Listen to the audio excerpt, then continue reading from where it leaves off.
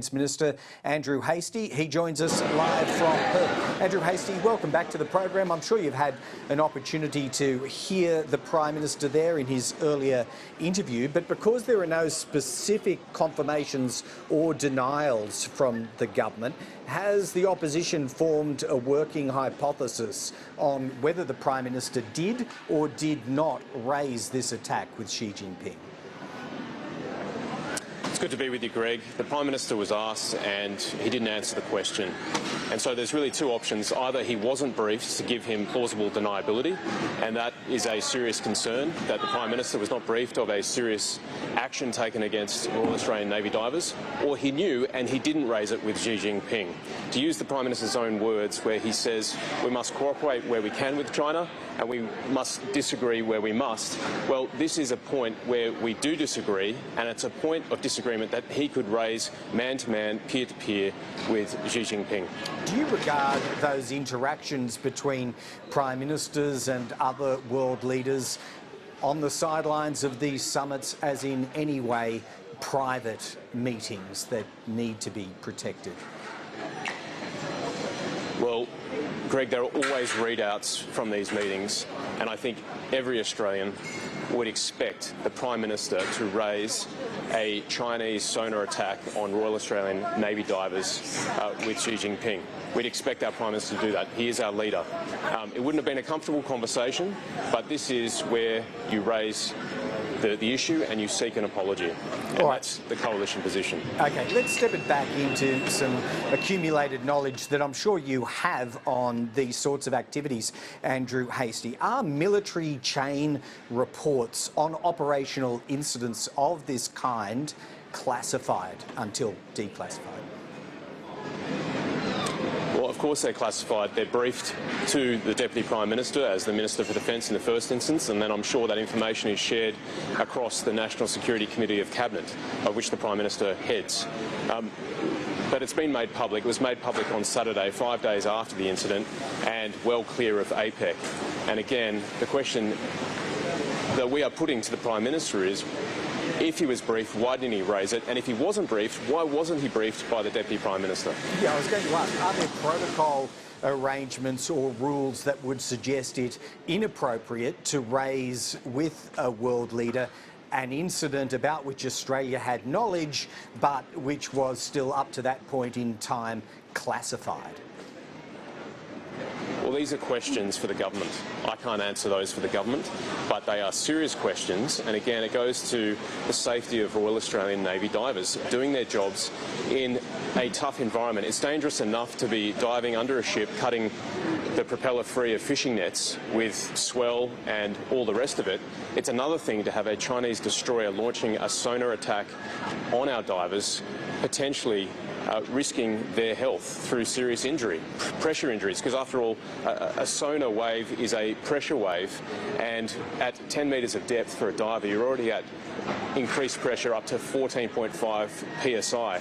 So we're talking barotraumas, we're talking nasal passage damage, we're talking lung damage, and potentially in the worst case scenario, brain damage. So this is very, very serious, and that's why it should have been raised.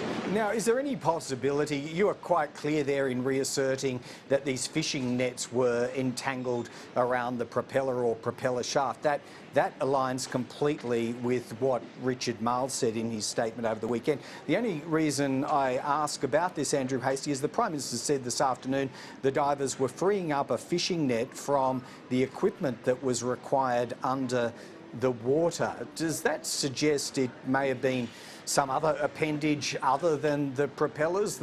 And if so, is that suggestive of some sort of operation by the Australian Navy there? Well, look, I don't know because I haven't been briefed yet. I've requested a brief from the Deputy Prime Minister on Saturday, and I'm hoping to have that either tomorrow or Wednesday. Regardless, we had divers in the water, and that means that a flag alpha would have been raised by the vessel, which is a universal flag to indicate to other vessels that there were divers in the water, and the bridge or someone on the watch would have been communicating with other vessels in the area, letting them know that Toowoomba had divers in the water. So there's no excuse for launching this sonar attack, and that's the main point. That's the principle at stake here, that lives could have been lost in the worst case scenario, or our personnel could have been very seriously injured. All right. So apart from what Defence Minister Miles has already done and that diplomats have done through their own respective channels, are further forms of diplomatic sanction or military-to-military protest appropriate to escalate this further from here, Andrew Hastie? Well, that'll be a decision for the government, but we hope that our Royal Australian Navy personnel are represented by our government at the highest levels, and an apology is sought, because this behaviour is not to be tolerated, and it's a growing pattern. We remember last year in February and June where the Chinese Navy and a Chinese fighter both compromised the safety of two PA-8 Poseidon aircraft conducting routine maritime surveillance. This is a pattern that is growing, and we need to draw a line under it and assert our interests and our sovereignty and our values. Might this have a side effect, unintended I'm sure, at the beginning, of solidifying ally support for one another? And I ask that question because you'd be aware, I imagine, that the ranking member of the Senate Armed Services Committee, Roger Wicker, in the United States, has said Beijing is once again harassing US allies and partners in the Indo-Pacific. Might that have the effect of dissipating some of the congressional reservations about AUKUS that are held there in Washington? I think it's a strong reminder that geopolitical competition is back, and it's here to stay. And despite whatever signals the Prime Minister is sending to China, he cannot overcome that structural reality that the US and that China are in a competition, and it affects us and our interests. I met with Senator Wicker last year in the US Senate. I know he's a friend of Australia. He indicated to Senator Patterson and I that he was keen for AUKUS to progress, and I think this incident underscores the need for the US to build up the capacity of its allies in the Indo-Pacific region. All right, let's move on from that unfortunate incident to another front that hasn't been getting quite as much attention of late. Andrew Hastie, Ukraine. It's being reported that Australian veteran Matthew Jepson was killed in fighting in Ukraine. It's not illegal, but it's also not encouraged. However, in this consular case, Australia's relying on New Zealand's honorary consul in Kyiv to help coordinate the necessary arrangements, because there's no Australian post that's active there at the moment. Should that be rectified? Should that be reopened soon? We'd like to see strong support from the Albanese government for Ukraine in their fight against Russian aggression. I think we're falling behind other partners and allies in terms of the material aid that we're sending to Ukraine, and I think we're also behind diplomatically in that we're yet to re-establish a diplomatic mission in Kiev.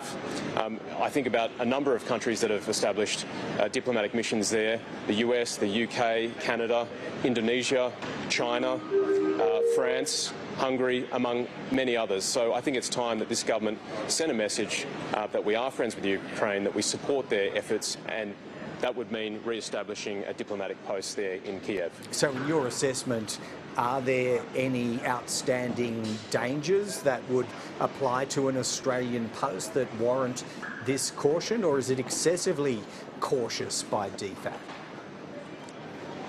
I think it's excessively cautious. I think there's always risks wherever you are. We managed to maintain diplomatic presence in Kabul and Kandahar, and I think we can do the same in Ukraine as well. All right, and the message to Australian would-be fighters like Matthew Jepson, I don't think he's the first to be reported as having been killed in fighting there, but are you satisfied that the messaging is strong enough against participating if you're an Australian? Look, every loss of life is tragic, particularly in the Ukraine war. We don't want to see more Australians perish. So that's why I advise, along with both sides of Parliament, to not travel to Ukraine if you can avoid it. I understand young people are going to do that, but it is an offence to participate in hostilities if you're not a member of another country's armed forces, and I think that point is worth remembering. And highly dangerous, as is demonstrated daily in that war. Andrew Hastie, I know you've got a flight to catch. Appreciate you finding some time before doing so. We'll talk again soon. Thanks for joining us. Thanks, Greg. My pleasure.